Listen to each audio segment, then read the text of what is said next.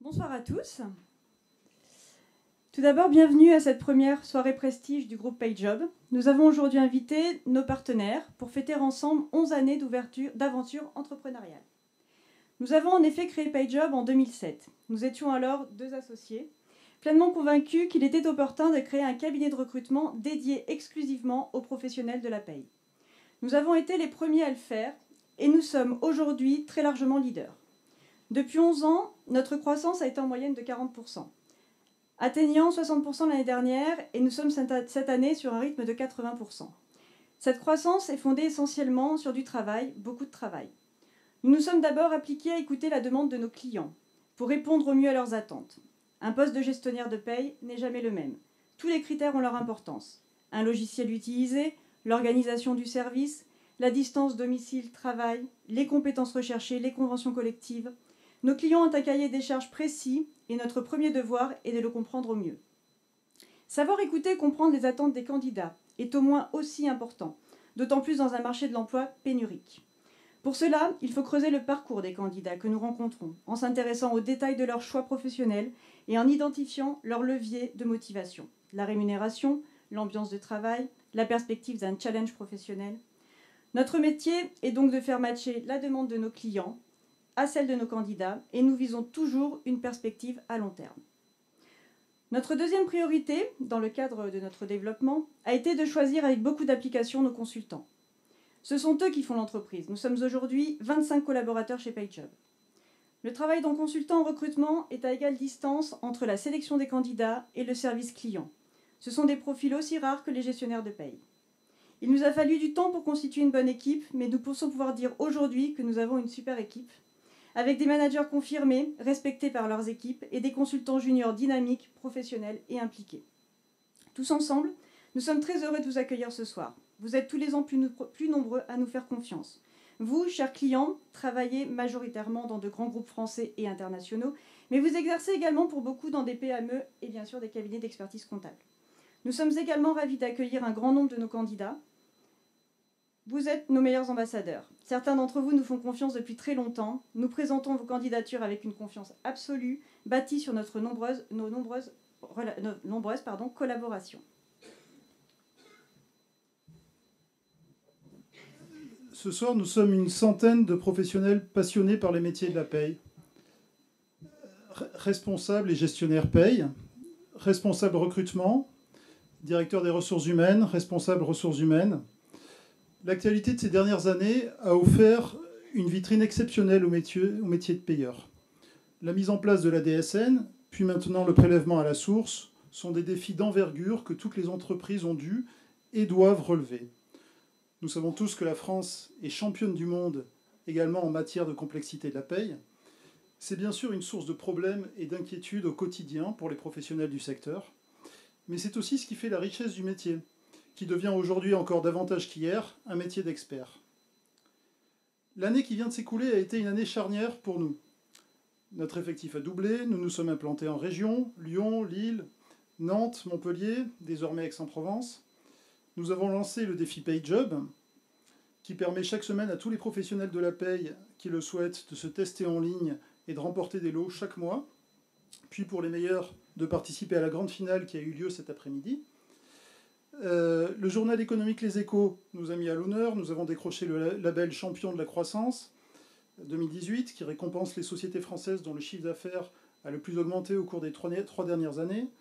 Et nous avons été reconnus également par le quotidien économique comme l'un des meilleurs cabinets de recrutement de France. On est aussi là pour s'envoyer quelques fleurs. C'est nous qui payons. Nous avons également lancé des webinaires qui sont hébergés sur notre site internet. C'est pour nous l'occasion de retrouver nos candidats et nos clients dans le cadre d'échanges interactifs. Nous allons très prochainement lancer quelque chose qui nous tient à cœur, qui est un cycle de déjeuner numérique. Je vais vous lire la phrase que j'avais préparée, via un système de visioconférence où les professionnels de la paye pourront partager en petits groupes avec leurs homologues dans des réunions privées, ce qui permettra d'échanger sur les enjeux du quotidien. C'est une sorte de club de responsables paye, mais sans avoir à se déplacer et avec un système de visioconférence. Donc on va essayer de développer ça avec notre informaticien que nous venons de recruter et qui est là au fond de la salle, qui a beaucoup de responsabilités sur les épaules. Nous développons enfin cette année une activité de portage salarial avec Pauline qui est là et qui vise à faire travailler en réseau un ensemble de consultants et d'experts indépendants. Nos projets sont nombreux. Développer bien sûr tout ce que nous avons mis en place jusqu'à maintenant, continuer à recruter en CDI, en CDD, en intérim, continuer à former via PageJob Formation avec Linda toujours davantage de collaborateurs. Hein. Linda a connu un vrai succès avec ses formations, au point que tout à l'heure quelqu'un m'a dit ah bon, ça fait que 2 ans qu'elle est avec vous, j'ai l'impression qu'elle était là depuis toujours. Et d'ailleurs, vous êtes cabinet de recrutement, on m'a dit tout à l'heure, vous n'êtes pas juste un organisme de formation, donc bravo Linda. Donc effectivement, on est surtout cabinet de recrutement au départ. Nous resterons à l'affût des opportunités qui naissent des besoins que vous nous faites remonter. C'est certain, il y aura de la nouveauté en 2019. Voilà. Avant de remettre le trophée récompensant le vainqueur du défi PageJob, nous tenons quand même à vous remercier chaleureusement pour votre confiance, à vous remercier pour vous être déplacés aussi ce soir. On sait que c'est pas toujours évident hein, de venir après une journée de travail. Nous souhaitons également partager cette fête avec vous, parce que c'est la première soirée qu'on organise. Cette soirée prestige, c'est la première fois qu'on fait ça, et pour nous c'est une grande fête. Tout le monde chez nous est content d'être là, et donc on est content que vous soyez venir participer et faire la fête avec nous. Et puis nous remercions également les 3 intervenants qui ont accepté gentiment, c'est pas toujours facile non plus d'accepter ce genre d'invitation, de participer à la table ronde qu'il y aura tout à l'heure, et qui portera sur les défis du gestionnaire de paye.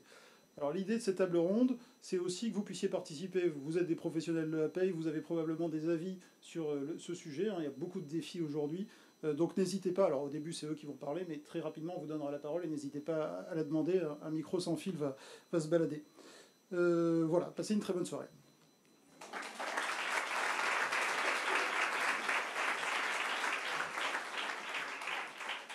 Alors, juste un petit point technique.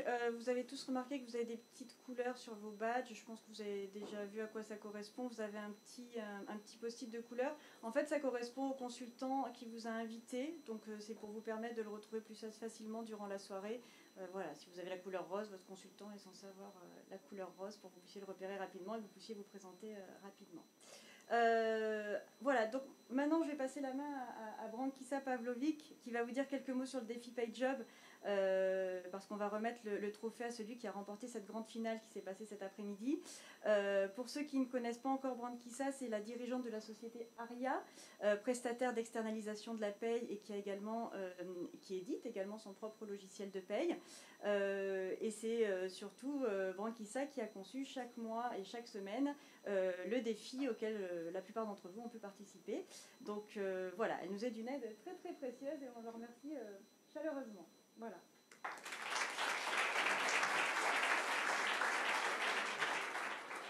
Alors quelques mots très rapides, parce que je pense que le sujet le plus précis c'est de désigner le gagnant. Quand Joseph l'année passée en fait m'a demandé de participer à la création des tests, mon idée c'était de dire voilà quelles sont les situations au quotidien qu'un gestionnaire de paye peut rencontrer, hein, et à quoi on doit répondre nous dans notre métier tous les jours et tous les matins quand on arrive au travail. Hein. Voilà. Et donc j'ai eu le plaisir à la fois de concevoir les tests et surtout l'honneur de remettre le trophée donc au gagnant ce soir qui est Malika. Bravo.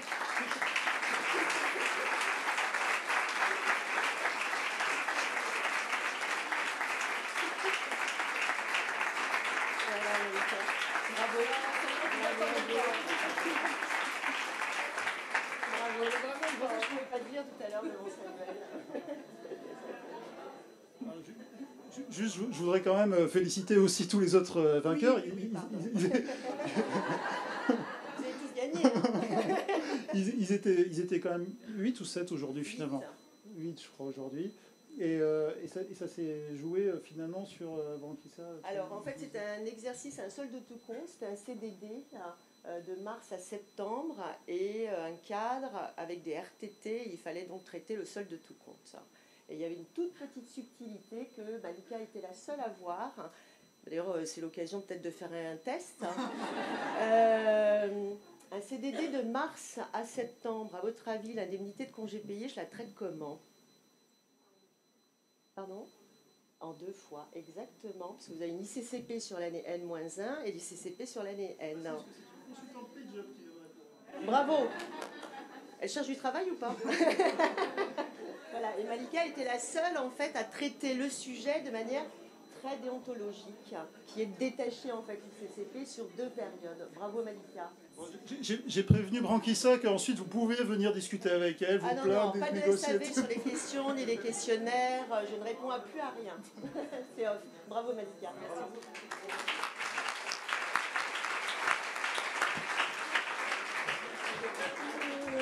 Et donc, Malika remporte quand même un chèque Club Med d'une valeur de 4 000 €.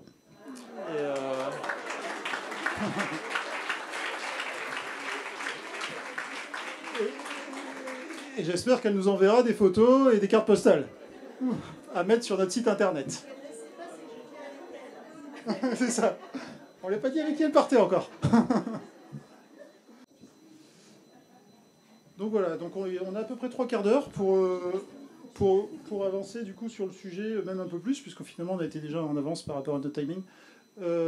Pour avancer sur le sujet des défis du gestionnaire paye en 2018.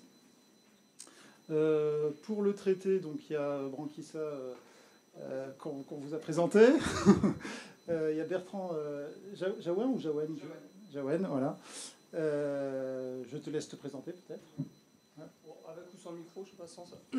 Donc Bertrand Jaouen, responsable paye chez Exaï Technologies. J'ai environ une quinzaine d'années, ça se voit la coupe de cheveux, d'expérience en paye. Dans différents secteurs d'activité, en tant que responsable paye, chef de projet, consultant au sein d'un groupe bien connu. Et aujourd'hui dans la métallurgie, sur un poste à dimension France et Europe également. Et Pascal Spitz, si je prononce bien. C'est bon. Donc Pascal Spitz, je viens d'Alliance France où je suis directrice des opérations RH. Et donc de manière très opérationnelle, en fait, ça recouvre l'activité de gestion administrative et de la paye des salariés d'Alliance France et de plusieurs filiales du groupe Alliance établi en France. Donc je suis moi-même aussi prestataire de services avec mes équipes de gestion. Donc c'est à peu près 35 gestionnaires et managers de proximité pour 12 000 salariés gérés.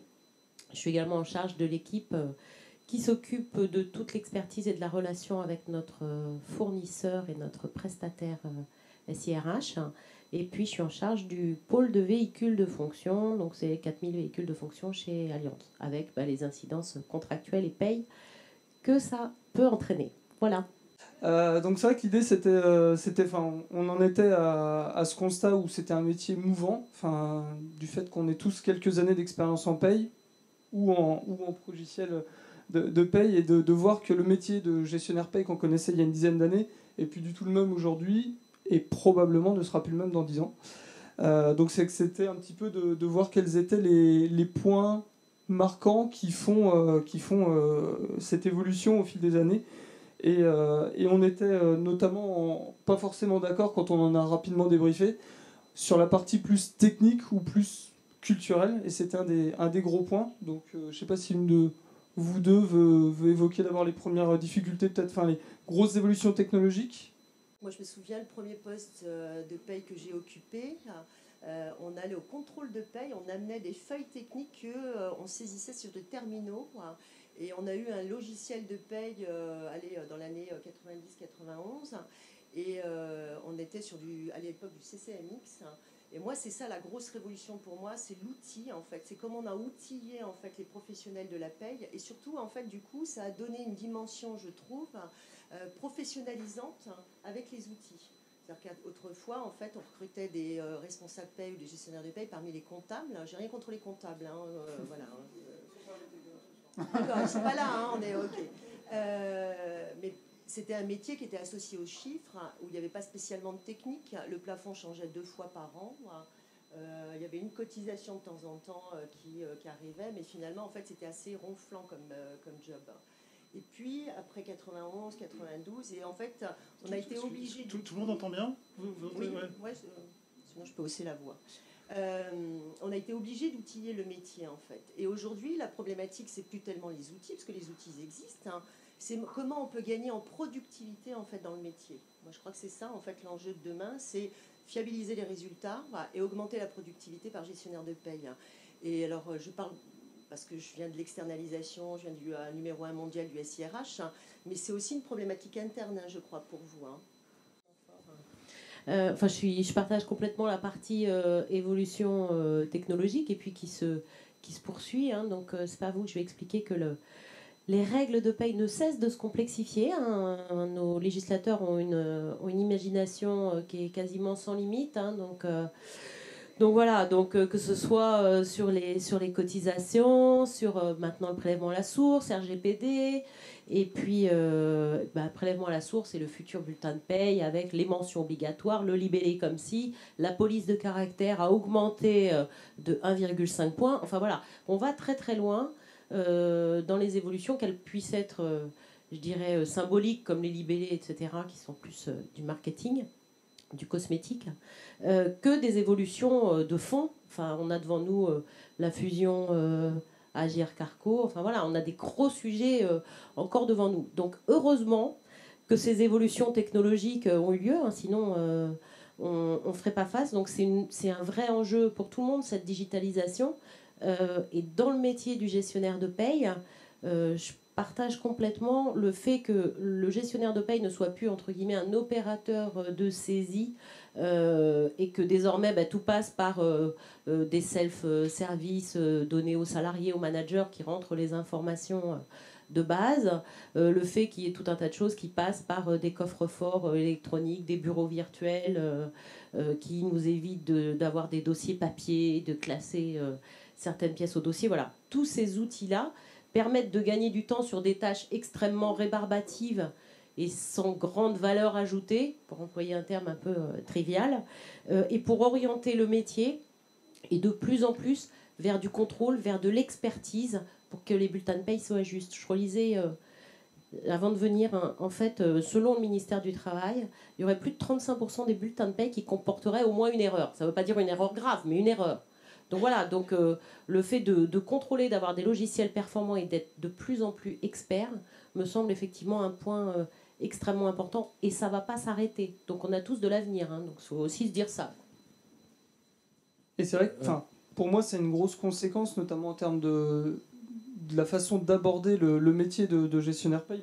Branquissa disait tout à l'heure qu'il y a une bonne quinzaine d'années, le gestionnaire paye travaillait, c'était un travail, je vais dire laborieux, mais c'était de la feuille papier, c'était beaucoup de saisies, même il y a encore une dizaine d'années, on était énormément en saisie. Aujourd'hui, on est sur un métier qui, du coup, de fait des évolutions technologiques, nous impose d'utiliser des solutions techniques qui facilitent tout ce travail de saisie, qui l'enlèvent même, voire même qui le remettent sur d'autres personnes, que peuvent être les managers, on pense à tout ce qui est gestion des temps.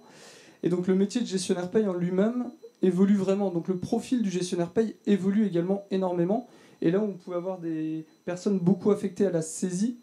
Aujourd'hui, ils doivent un petit peu sortir de cette culture de saisie pour arriver dans une culture de contrôle, parce qu'on a automatisé. Et donc du coup, on est aussi sur des profils, sur les personnes qui sont déjà dans les métiers de la paye depuis quelques années, de savoir évoluer dans leur façon d'aborder le métier et de se désolidariser finalement du bulletin de paye, parce que avant ils le produisaient, vraiment ils le faisaient. Aujourd'hui il faut qu'ils contrôlent si les informations qui rentrent dedans sont correctes. Et à ce titre-là, à mon avis, il y a une grosse évolution dans la façon d'aborder le métier de gestionnaire paye. Et en effet, on n'est pas au bout de nos surprises. Ou de nos peines, je ne sais pas.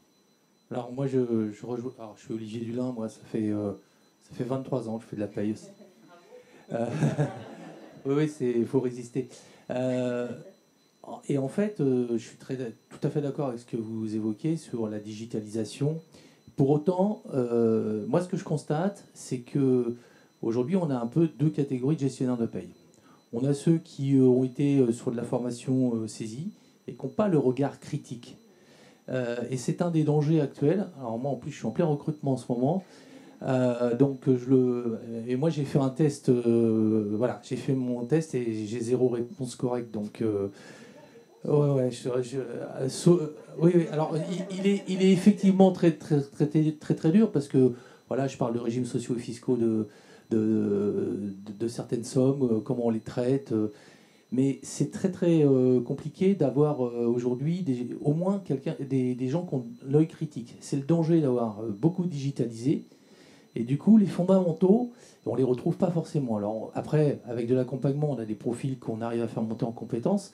Mais du coup, c'est un peu compliqué. Moi, j'ai encore ma calculatrice sur mon bureau, moi, quand même.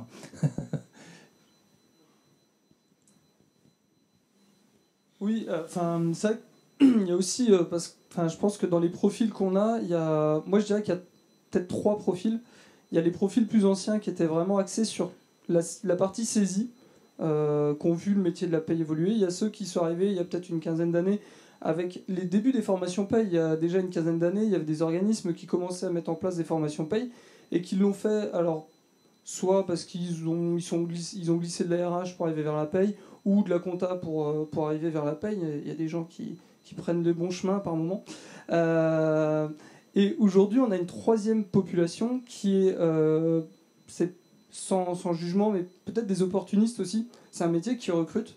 Et en soi, ils sont pas forcément curieux de nature, ils n'ont pas envie de se remettre en question. Et pour le coup, un gestionnaire paye qui ne se remet pas en question, il risque d'aller au-devant de gros problèmes, ou en tout cas les salariés qui font les payes vont au-devant de gros problèmes.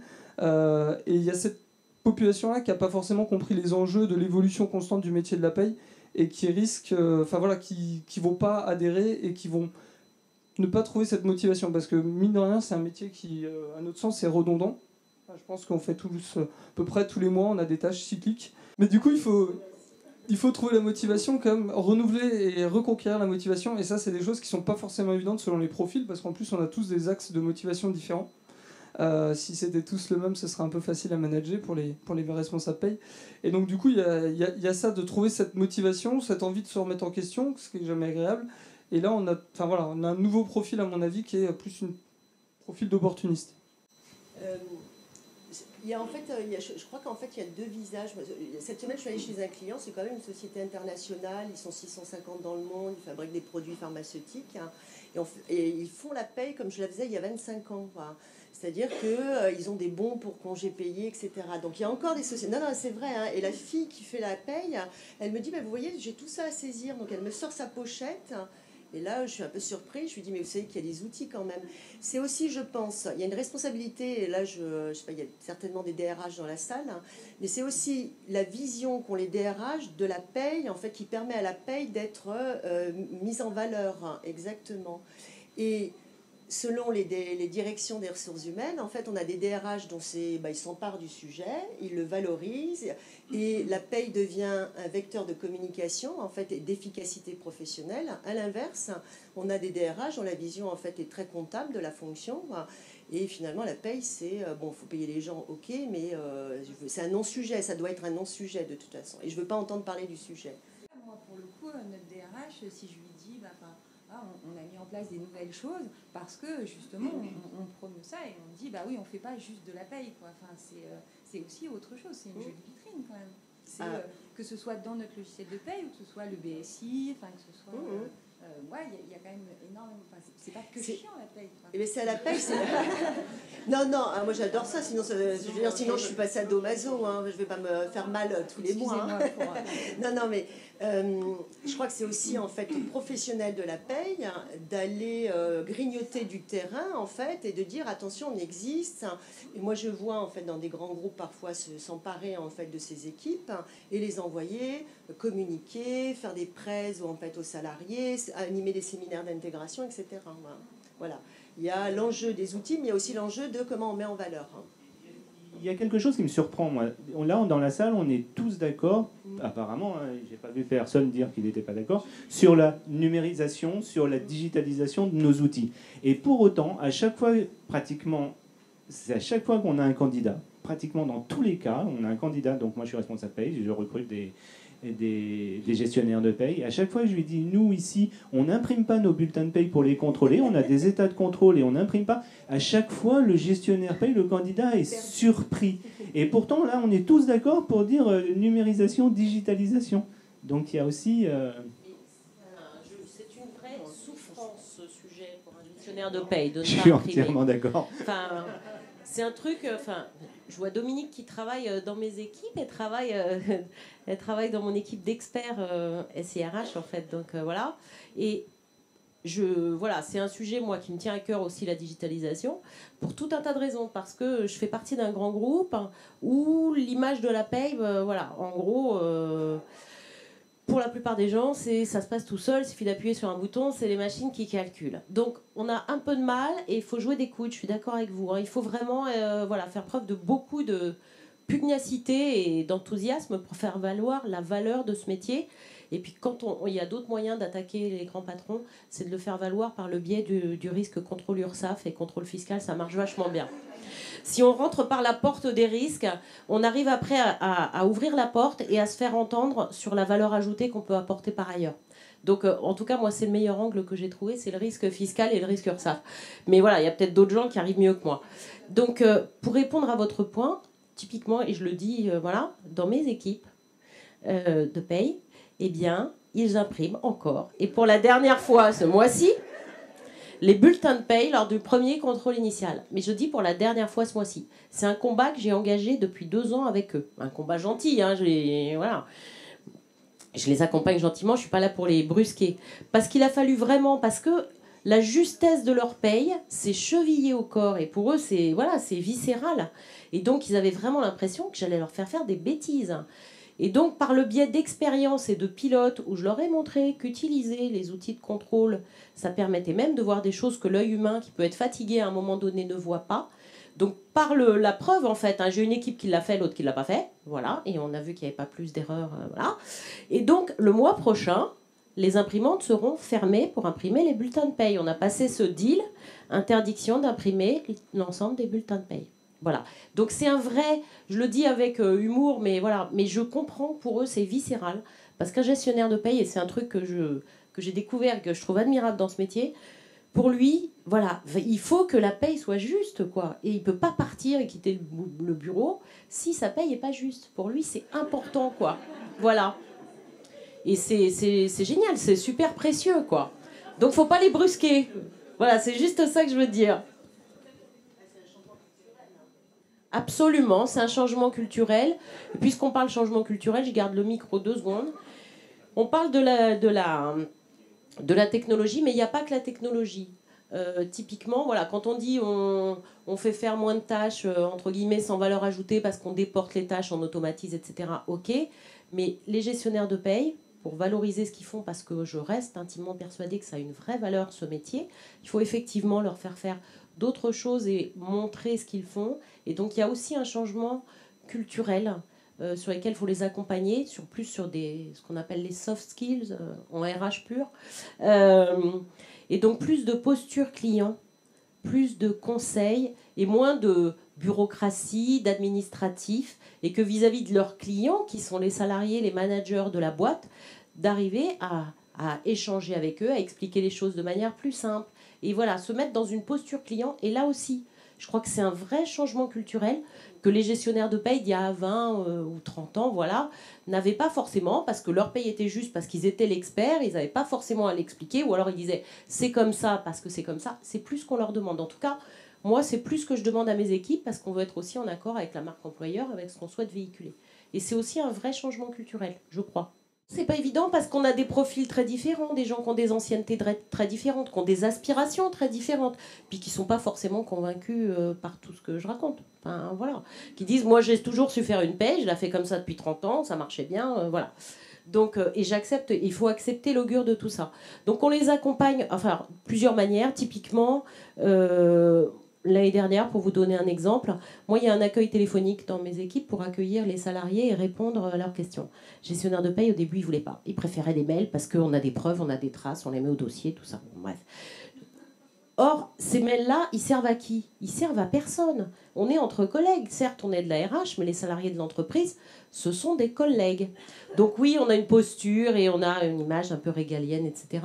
Mais pour moi, on est collègues. Tant qu'on n'est pas dans des situations de conflit, hein, je ne parle pas de situations qui deviennent contractuellement compliquées avec les salariés, mais un salarié qui pose des questions sur tel truc de ses congés, de son bulletin de paye, on n'a pas besoin de conserver l'intégralité des traces. Donc, on a mis en place un accueil téléphonique. Cet accueil téléphonique, au début, c'était dur. Hein, donc voilà, on le fait en tournant, etc.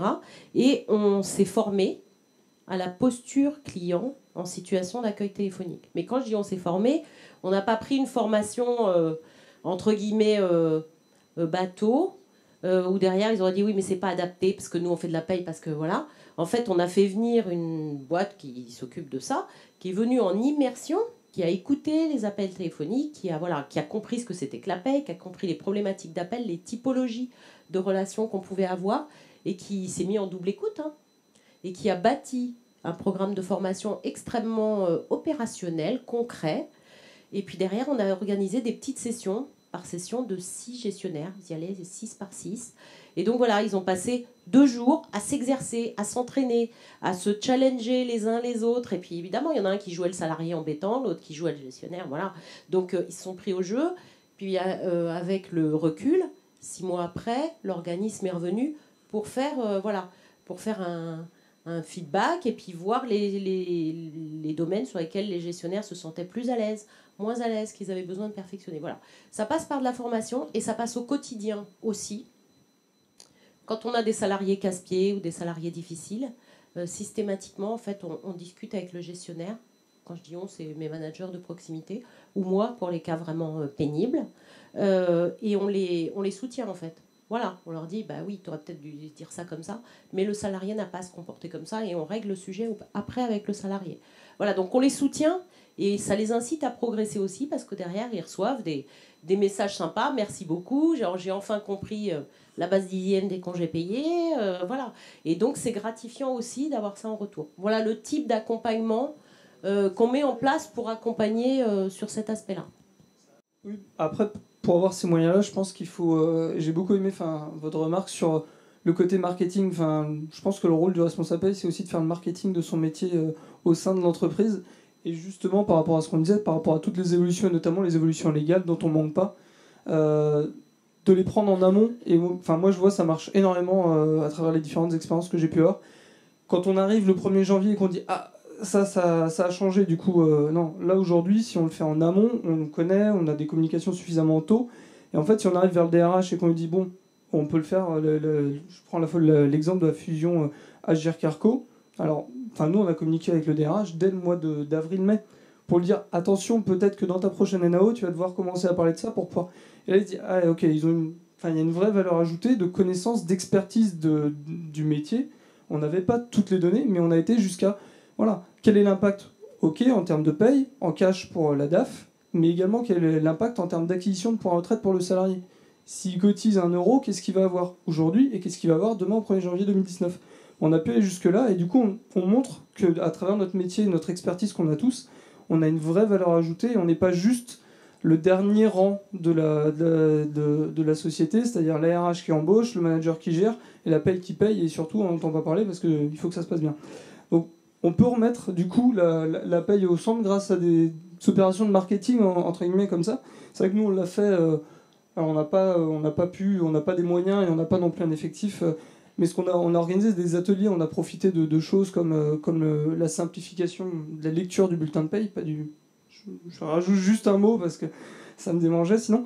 Donc la simplification de la lecture du bulletin de paye. On a été au devant des salariés, on a fait exprès, on a surcommuniqué dessus. Pour en fait créer un échange avec les salariés, et en fait les salariés, certains ressortaient en disant « Ah en fait, moi c'est que ça. » Mais au moins, c'est pas grave. Déjà, on a sorti le gestionnaire paye de son bureau, ce qui n'est pas toujours évident. Il a été au devant des salariés, il les a rencontrés, on a créé un échange, et en fait derrière, on supprime aussi tous ces mails de je suis d'accord, je suis pas d'accord, je fais 25 allers-retours. Bon, pose ton mail, appelle-le ou va le voir, tu gagneras énormément de temps. Et en plus, tu vas avoir un vrai intérêt et tu auras un retour. Et c'est vrai que voilà, ça permet de dynamiser et de motiver aussi au quotidien. Donc voilà, aujourd'hui, on a créé cette vraie échange et je pense qu'aujourd'hui, on a un service paye du coup qui permet d'être connu, reconnu. Et demain, quand on va devoir aborder des mises en place comme le prélèvement à la source, déjà, ils vont pas se dire est-ce que c'est bien fait, est-ce que c'est pas bien fait. Je sais que c'est un travail de qualité parce que c'est une équipe qui est professionnelle. Donc quand ils vont voir leur net à verser qui va diminuer au 1er janvier, on va toujours refaire ces ateliers-là, on va refaire de la porte ouverte, on ne sera pas toujours disponible parce qu'on a tous des choses à faire, mais voilà, on va leur créer des temps dédiés où on va faire, voilà, c'est porte ouverte, vous venez, vous posez toutes vos questions, même sur des choses qui sont complètement diverses. Et là, on crée on remet la paye au centre de l'entreprise et on n'a pas que des personnes qui regardent si le net viré est bien celui attendu, quoi. On a deux beaux exemples assez optimistes finalement de ce qui peut se faire, hein, avec de l'accompagnement d'équipes paye. Est-ce que dans la salle il y en a d'autres, ou est-ce que éventuellement il y a des gens qui au contraire trouvent que voilà, la paye c'est un peu la dernière roue du carrosse. Comment vous le vivez? Peut-être qu'on peut redonner la parole un peu à la salle. Est-ce que quelqu'un a envie de parler? À partir du 1er janvier, c'est ce que j'ai expliqué à mes équipes, j'en ai 11 à gérer. Je leur dis qu'ils vont avoir à gérer en partie la fiscalité des salariés. Et que, avec des questions qui viendront se poser sur l'impôt sur le revenu. On ne donne pas la dernière roue du carrosse, cette responsabilité-là. Et en fait, vous n'allez pas vous y coller à cette partie-là, si vous n'allez pas commencer à répondre à des questions sur la fiscalité. Non, mais on va être sollicité, ouais. Et la défiance des Français à travers les lectures des bulletins de salaire, parce qu'il y a une défiance, parce que c'est opaque, parce que la clarification du bulletin de salaire n'a rien apporté de plus, à mon sens, ouais. hormis faire travailler les prestataires. Et du coup, c'est tout ce travail-là de valorisation, et je suis d'accord avec ce que disait la personne, c'est aujourd'hui, on ne valorise pas suffisamment l'intérêt service client que l'on peut apporter. On était des services enfermés il y a 20 ans, 25 ans ou 30 ans. Aujourd'hui, c'est à nous de valoriser vis-à-vis des DRH, vis-à-vis des DAF, vis-à-vis des patrons, notre positionnement. Ouais. Avec ce dont on parlait aussi en préparant cette réunion, c'est qu'il y a une question de... Enfin, il y a un point sur lequel les services paye peuvent montrer leur intérêt auprès des autres services, et notamment du service financier. C'est ce dont tu me parlais, Bertrand. C'est que toutes les sociétés de services ont pour charge principale la gestion du personnel. Donc, le fait de bien connaître la gestion du personnel, d'avoir des chiffres précis, de pouvoir les apporter à la DAF et au DRH qui généralement peuvent être un petit peu éloignés du sujet, ça peut vous donner une force dans la négociation. Je crois que c'est un peu ce que tu me disais. Oui, tout à fait. Nous, on est sur ça t'apporte une expertise, tu apportes une expertise à la société. Ouais, parce que nous, on a des vraies contraintes en termes de cash. Enfin, on est une société américaine, donc on pilote le cash à 6 mois, donc il faut avoir non pas des simulations budgétaires, ça c'est vraiment combien on va devoir verser en cash, et on a des marges d'erreur qui sont très très faibles, que ce soit pour les salaires, pour les charges sociales. Donc demain, ça sera aussi pour la partie prélèvement à la source, avec on est sur un pilotage quasiment à la journée, dans la semaine, dans 6 mois.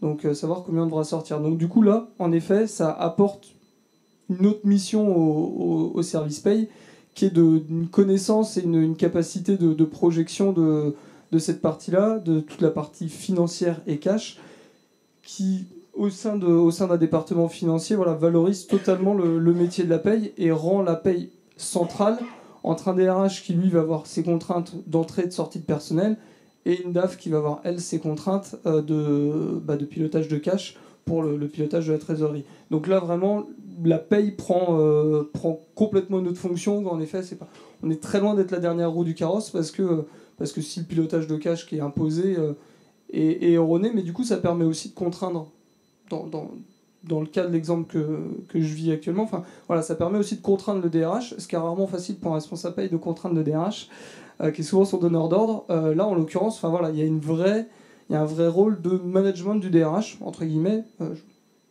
Ça reste lui qui fait les entretiens annuels, mais on le manage quand même sur, voilà, tu peux faire ça, tu peux pas faire ça. Donc il y a le côté expertise du montant que va représenter telle ou telle entrée, et pour pouvoir rendre des comptes et devoir justifier de ces éléments-là auprès d'une DAF ou d'un VP Europe.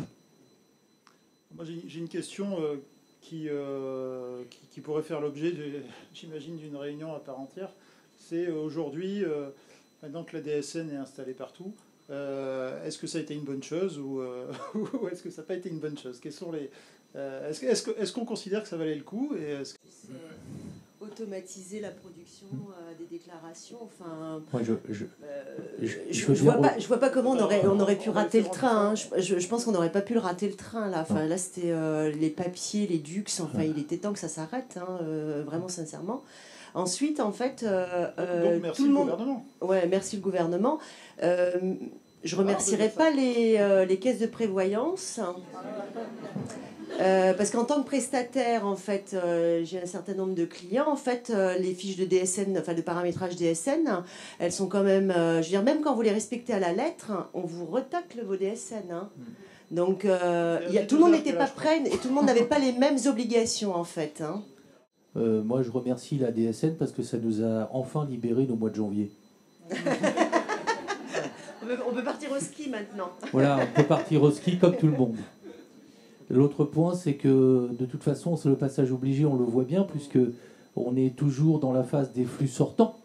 Mais là va arriver le premier flux entrant. Et de toute façon, c'était un passage obligé pour la suite. C'est une vraie volonté, puisque les taux d'imposition vont quand même nous arriver via un flux entrant de DSN. Donc voilà, c'était bien préparé. Maintenant, je pense que plus faire des déclarations annuelles, où là finalement, on n'avait vraiment pas de valeur ajoutée, si ce n'est que de la production en masse. Et puis pour avoir travaillé un peu en cabinet comptable aussi, les sessions, les campagnes de janvier, c'était juste de la folie, quoi. Des nocturnes, des week-ends, donc je pense que ça a amélioré le quotidien des gestionnaires de paye et des responsables de paye. Et alors, est-ce que ça a permis d'éviter des erreurs? Est-ce qu'on fait moins d'erreurs grâce à la DSN qu'on en faisait avant? Alors, moi, je crois que ce qui a changé fondamentalement, c'est quand même le processus de contrôle. Hein. C'est-à-dire, autant avant, on se disait, c'est pas grave, je vais régler ça le problème sur la DUX. Voilà, hein, c'est du classique. Hein. On disait, ok, là, le bulletin n'est pas bon, c'est pas grave, je vais faire une régule sur la DUX directement. Et puis, en fin d'année, avec la DAS, hein, je vais régulariser. Autant là, la DSN, ça pardonne pas. C'est-à-dire qu'en fait, là, aujourd'hui, il faut presque contrôler la DSN d'abord, hein, et ensuite, on fait le reste. Hein. Et donc, du coup, ça a beaucoup considérablement changé le processus de contrôle. Hein, et la DSN devient donc une étape indispensable, en fait, et en premier lieu du contrôle. Hein.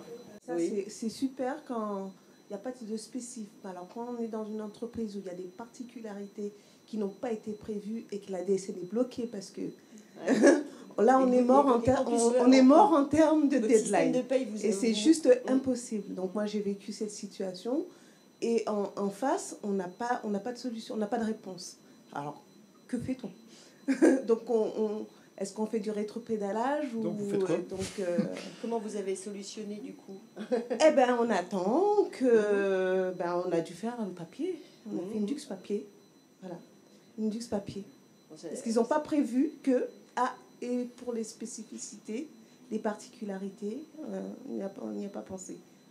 Avec notre prestataire, on a aujourd'hui des entreprises qui se retrouvent en difficulté vis-à-vis des URSSAF par rapport à la gestion des rappels de salaire, qui est typiquement le genre de cas qui paraît évident pour un gestionnaire paye quand ça fait longtemps qu'on en fait, mais la DSN le génère comme un paiement en retard, et certains employeurs se retrouvent en grosse difficulté vis-à-vis des URSSAF.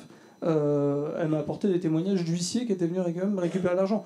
Donc, voilà, je suis tout à fait d'accord que la DSN est une très bonne chose. Je suis pas sûr aujourd'hui qu'il y ait une aussi bonne appropriation de la DSN dans les organismes dans lesquels elle est envoyée, notamment les URSSAF, les caisses de retraite et bientôt la prévoyance. Je pense qu'elle est bien mieux gérée dans les entreprises, bien mieux comprise et appréhendée dans les entreprises qu'elle ne l'est dans les organismes auxquels elle est adressée aujourd'hui. En plus, ça a obligé à se contraindre parce que il y avait des gens qui faisaient des petites pirouettes avec, notamment, je pense au CSG sur transaction, par exemple, où allez, mais comme on ne peut plus toucher les bordereaux, pour déclarer de la CSG, on est obligé de faire un bulletin de paye pour un indemnité transactionnelle, et ça a cadré, hein, donc participation, intéressement, enfin tous ces sujets-là. Donc je pense qu'aussi c'était un vrai moyen de rappeler à tout le monde qu'il y avait des règles et que vous ne pouvez pas trop transgresser, quoi. Parfait, très bien. Écoutez, je me réjouis de cette bonne nouvelle parce que c'est vrai qu'on entend souvent des critiques et c'est bien d'entendre aussi que quand les choses vont dans le bon sens, même si évidemment, comme vous l'avez dit, il y a encore beaucoup de choses à faire. Mais globalement, ça a en tout cas, d'une part, permis de professionnaliser le métier et d'autre part, ça permet de gagner du temps. Et puis, contrairement à mes collègues, moi, la prévoyance, ça marche. Voilà. Je lisais encore un article dans Les Échos aujourd'hui qui disait toutes les questions qu'on se pose sur le prélèvement à la source. Pour le coup, on parlait du centre d'appel. Je crois qu'il va être un peu surchargé en janvier. Comment vous mettez ça en place? Parce que quand on n'y connaît rien, là, pour le coup, on ne comprend rien à ce qui se passe. Donc, c'est un vrai questionnement. Est-ce qu'il y a des choses qui sont mises en place d'ores et déjà dans l'entreprise? Et puis ensuite, est-ce que vous trouvez que c'est intéressant et que, bon, comment ça va se passer finalement? Moi, je vais apporter un élément de réponse parce que, et je vais peut-être faire mon provocateur, en fait, c'est un non-sujet. Le prélèvement à la source, c'est un non-sujet. D'abord, on aurait dû être prêt au 1er janvier 2018.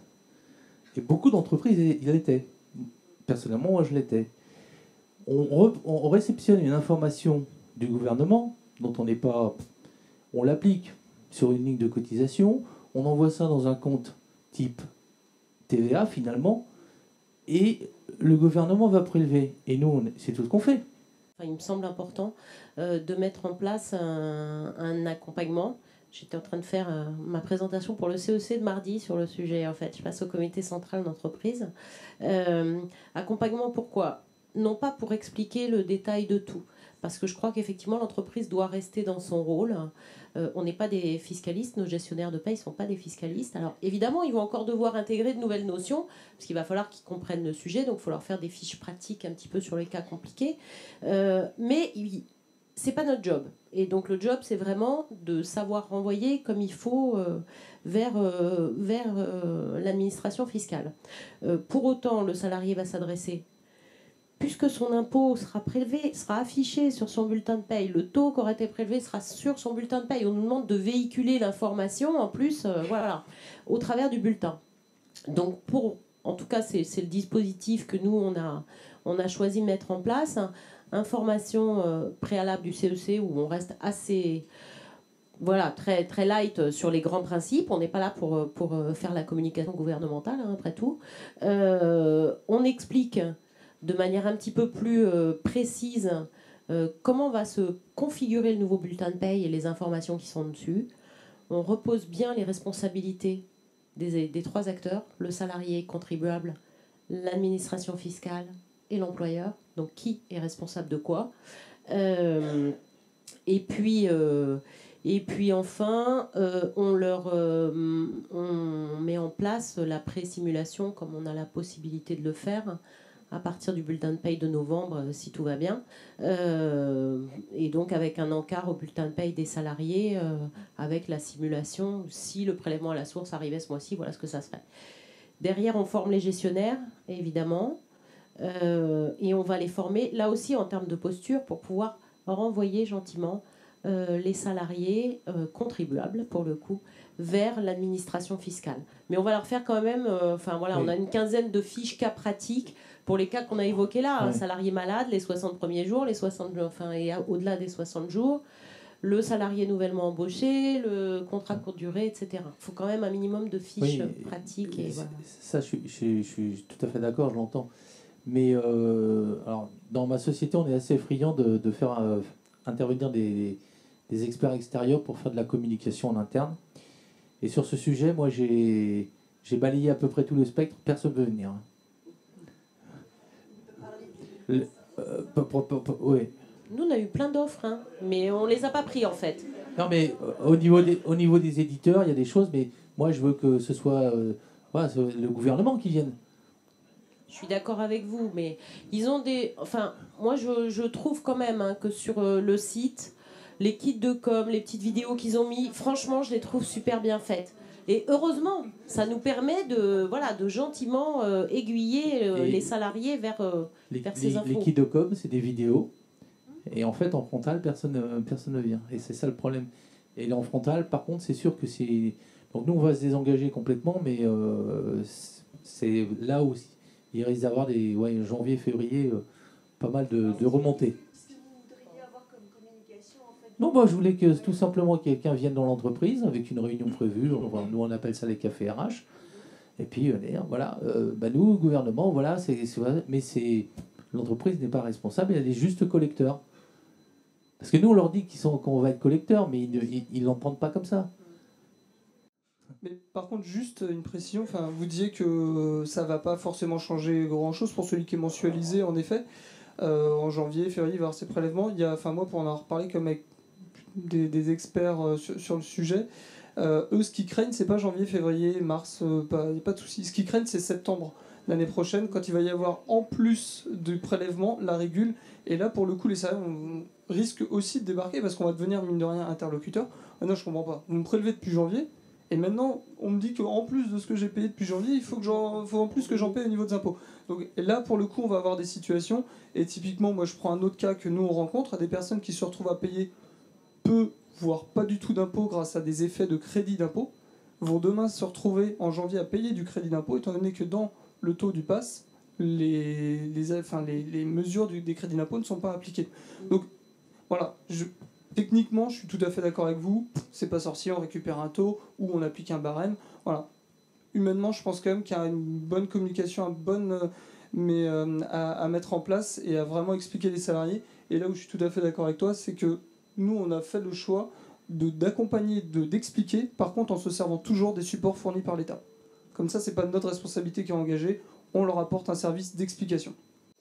Moi, j'ai vu sur LinkedIn qu'il y avait une discussion sur le fait que la BNP, notamment, allait mensualiser le 13e mois, ou en tout cas avait dans la tête, parce que je ne pense pas que ça a été officialisé, de mensualiser le 13e mois.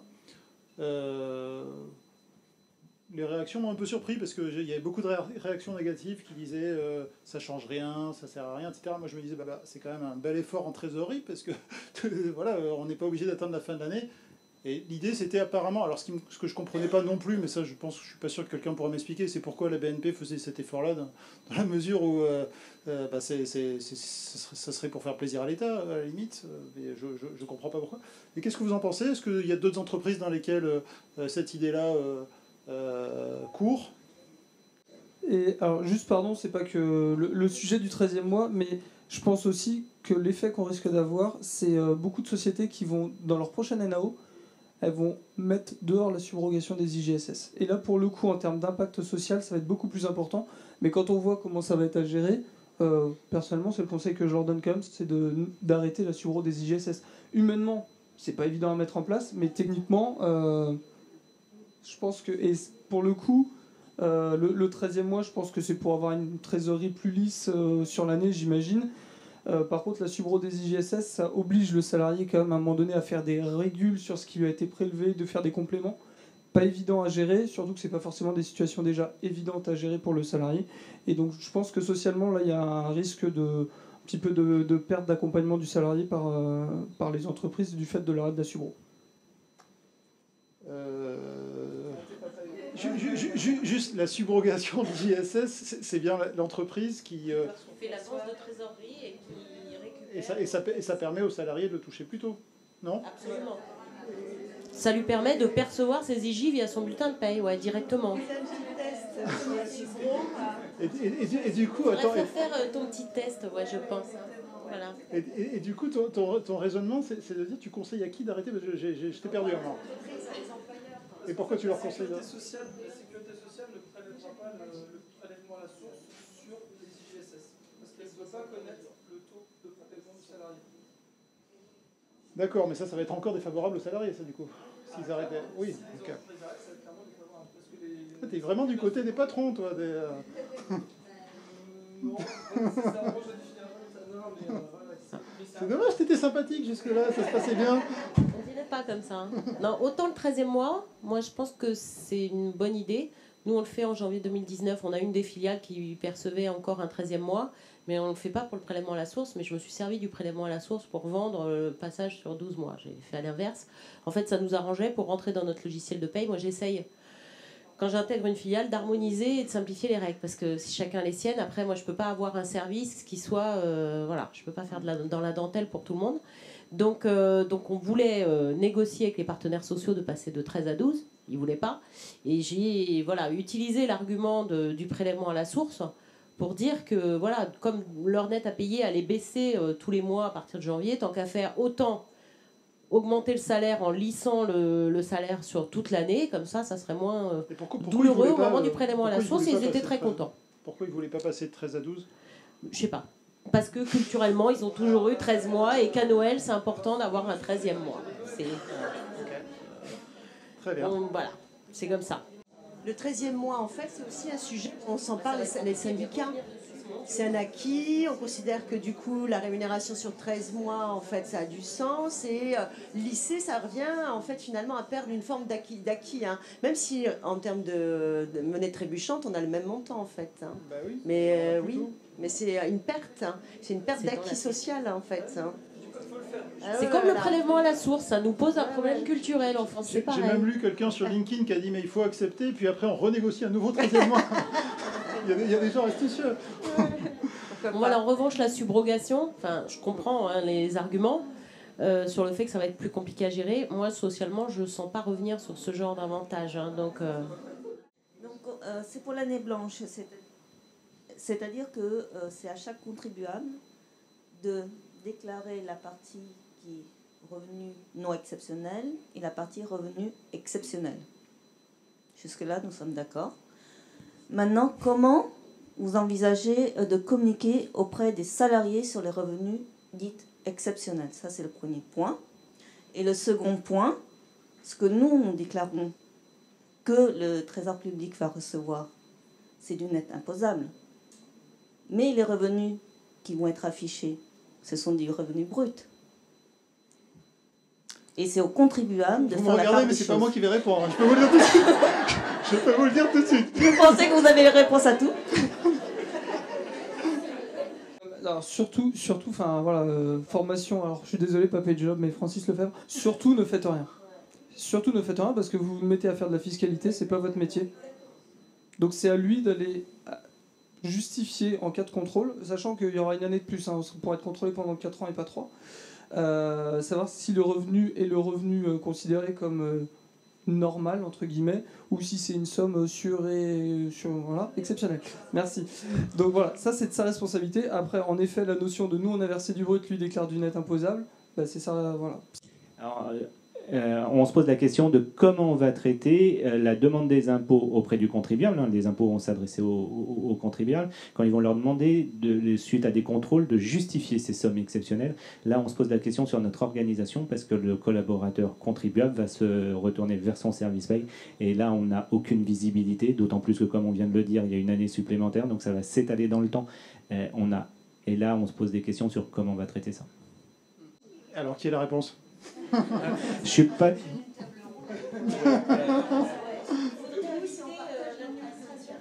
Pour le moment, on s'est pas trop penché sur le sujet. On est plus sur, pour le moment, prélevé et on répondra parce que ça sera l'objet lors des déclarations avant l'été.